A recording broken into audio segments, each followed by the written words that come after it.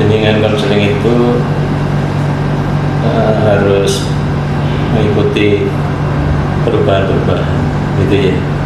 Ada catatannya bahwa kita ini harus menyesuaikan, karena yang kita hadapi itu manusia, maka kita harus menyesuaikan dengan perubahan-perubahan yang terjadi pada kehidupan itu sendiri, terutama kehidupan anak-anak muda gitu ya, generasi milenial dan generasi Z ya, Gen Z gitu ya, itu kita harus ikuti. Jadi kata kuncinya adalah kita harus melakukan penyesuaian pemahaman. Ketika memahami hakikat manusia, kita juga harus berubah. Begitupun ketika kita menawarkan solusi-solusi bagi gangguan perilaku, kita juga harus berubah. Saya kira itu kata kuncinya ya.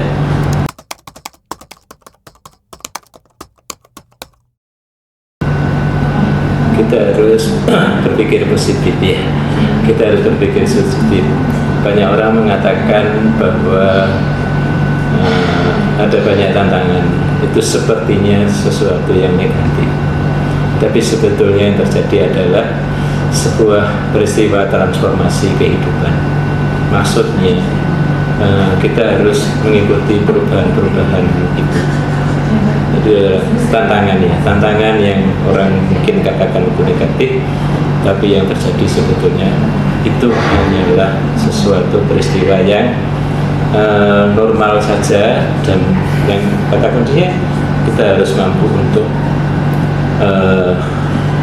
memahami tantangan itu dan menjawabnya dengan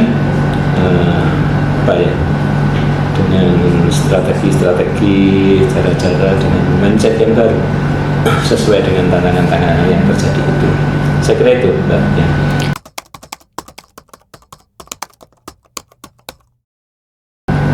Iya, seringkali kalau orang tua berpikir itu anak itu harus sekolah lalu bekerja dan dengan penuh daya upaya gitu, sampai ada orang yang bekerja itu kayak kecanduan, pagi sampai pagi, pagi sampai sore, pagi sampai malam, sampai pagi kembali. Peristiwa kehidupan yang seperti itu sebetulnya sudah nggak ada lagi. Jadi kata kunci utama dari bagi generasi Z, generasi Alpha ya? Alpha itu pasti bagaimana terjadi work-life balance. Nah, itu kata kunci ya. Kata kunci yang harus utama. Jadi bekerja, kalau dulu orang bilang bekerja sambil belajar, sekarang enggak, bekerja sambil hidup sambil bekerja. Bersama dengan hidup, itulah kita bekerja. Jadi hidup masa depan itu tidak lagi terikat oleh dinding, tidak lagi sekat-sekat gitu ya. Karena dunia ini memang sudah tanpa sekat lagi sekarang.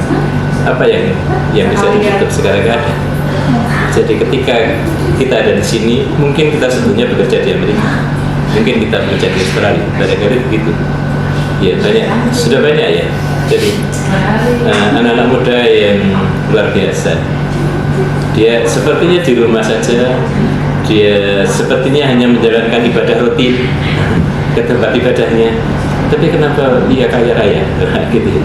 Ya karena memang dunianya sudah begitu sekarang. Dia karena teknologi itu sekarang sudah menjadi bagian hidup, tidak lagi sekedar alat hidup, penunjang hidup, tapi memang sudah menjadi bagian hidup.